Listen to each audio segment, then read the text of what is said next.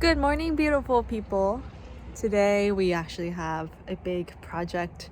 Well, the start of a big project. So I don't know if I ever mentioned this, but I actually bought a project car almost a year ago. I think I have to renew the registration or taps for that soon, actually. But it's kind of just been sitting. The only thing I ever did to them was add new wheels. And everything else I've kind of just left the way I got it because, well, Civic kind of was my priority and I was driving that a lot more. But it's a new year, so that means new projects. Right, boss? Right, boss? Where are you? So without further ado, let me give you a 360 of the new project. Here it is. I would have tried to move it out, but I'm right now blocked in. But if y'all recognize, it's an RSX. It's a 2003 base, 5-speed manual. I was interested in getting the Type S just cause, but it's actually so hard to find these cars in decent condition for decent prices. So I found this and I paid $5,500 for it. It had 162,000 miles and was garage kept. And I don't know how many owners there was total, but the condition of this car is crazy for a 20-year-old car. Like interior, there's no damages at all. Exterior, you know, there's the minor wear and tear, but overall, it is in great condition for something that was made literally 20 years ago. My one complaint is that there are these stock race stripes that makes this car extra fast. It's not that noticeable on camera, but in real life, it's really was one of the first things you notice. But I have an idea for that, so tune in and you'll get to see too what I have planned. Also, can we just take a moment to appreciate these two beauties next to each other? One of them's not running right now, which is kind of sad, but we'll get it fixed. So today we have a small, well, would you say it's small, Mr. Vo? Would you say it's a small mod? Yeah, very small. Very small, very simple mod, right? No, not simple. Not simple. Not simple. Small, but big impact. I'm obviously not going to do anything. I'm here to look pretty and hold these things and hand him tools. I don't even think, nope, this is not even for the car. This is a fire stick. But yeah, I'm just here for moral support and to hand him things. But at least I can be the camera woman and I will record the whole process. So for Black Friday or Cyber Monday or whatever, Mr. Vo got these steel ramps, which is perfect because my new Civic, for some reason they changed the mount points and it's really hard to access with a regular car jack. And we needed ramps, so I actually had to take it out to Honda to get it serviced just because of convenience. But now that we have these ramps, we can work on the cars more easily and I don't have to pay for an oil change anymore. Look at those. They looking pretty, huh? Pretty. Here they are. How much you get them for and where? I don't remember, but it'll cheap. Remind me that we're never gonna do unboxing and haul videos because we'd both be pretty bad at it. He remembered, he got it at Harbor Freight. It was like $60 or $70 or something like that, right? Keys. Yes. Keys in my pocket, sir. Finders keepers.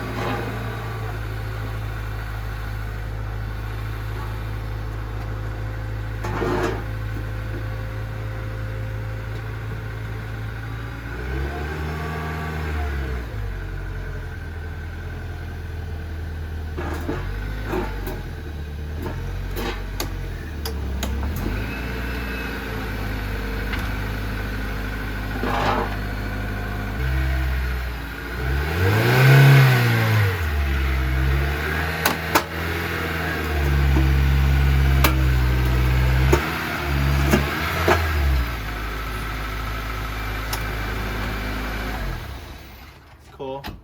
That was damn stressful, y'all. So not too bad over here, but really nice over here. But we're at a situation where if we try to adjust, then this is gonna be out of pocket. So we're gonna leave it. It should be okay. Before we get to working on it, let me just do a quick run through of what was on the car when I got it, minus the wheels. So they had, I think it was stock wheels on there, but I changed them out for our PF1s, attached to some Extreme Contact DW. But I don't think they're the DW06. I think they're just straight up the DW. I got this set for $1,000. Actually, no, it was like $900. From a man who didn't want to work on his Miata anymore, and he was going to track it. So which imagine these wheels, these tires, not the worst. I think when I looked them up, they were going for like almost $300 each tire, not including the rim. So I think I got a steal on those. Moving along, everything else is stock. Oh, the windows, the previous owner tinted all of them, so thank you to her. I think it's 20% tint. She also attached this spoiler on there, thank you. And I think she also did the exhaust, but I'm not feeling that exhaust, so we're gonna have to do something about that. Moving on. Yep, that's it. The car is practically stock. What's happening down here? He's taking out these, what do you call those? Clips, that's right. I had it, it wasn't coming to me, but I had it. You all can imagine why we're taking out clips and what kind of mod that's gonna be down here, huh? Yeah. Okay. I don't even know why I'm playing hard to get right now. Oh, a screwdriver? Where's screwdriver? Screwdriver. Here it is. Phillips screwdriver. As I was saying, I don't know why I'm playing hard to get, because obviously it's going to be in the title or the description of what I'm doing, because how else am I going to get the views?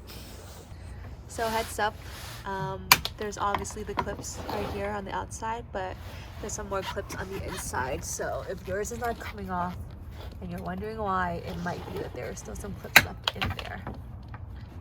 And just like that, I think it's starting to nudge a little, at least on that side.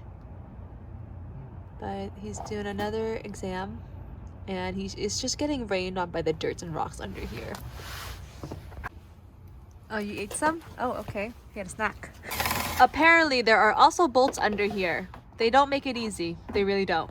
Who would have thunk that it'd be a little bit of a pain in the booty to remove this little lip right here? If you hadn't already found out, we are replacing this lip. I actually forgot which lip that I got to replace it, but it's like I want to say it's the A-Spec lip. I'm not sure. Obviously not OEM, because where I'm gonna find an OEM A-Spec lip. So it is an aftermarket one, but it should fit. You'll have no idea how many clips we have torn out of this lip. No wonder it has stayed on here so firmly, because I have curbed a lot of concrete, to say the least. And it is still in one piece. Okay, oh, there we go. Oh yes, ASMR. Since we have the hood popped up, let me just talk quickly what's in here. Strut bar, that's what we added. It's a Tanabe strut, and that's it. All right, here's the first bad boy. Yes, I said first because there's gonna be another mod coming after this, but here's the lip that we're just gonna figure out how to attach. Okay, I missed that. We didn't install it yet. We're just doing a test fit. It definitely requires a bit of a tug on one end. It's not like you just put it in and it kind of slips in. Slips on one side, but the other side you're gonna have to really pull it over and make it go over the lip right here. But other than that, it does fit. And then we just gotta drill some holes and plug them up. God, that just means I have to drive even more carefully. We ran into a little situation where the drill wouldn't fit in between the tires and the bumper to, drill the holes in. So we had no choice but to take off the tires. I don't know if we're gonna have to take off the bumper or not. It doesn't look like we have to, but we're gonna try to now attempt to drill it for the second time. Oh yeah, I forgot to mention it is on coilovers, so it is lowered. But don't ask me how much, I don't know. Contact has been made. We got those little bad boys up in there, and we're gonna put on the lip again, and I think we're gonna screw it together. Something like that. I'm getting a little concerned. The sun is setting quite fast, so we'll see what we can get done.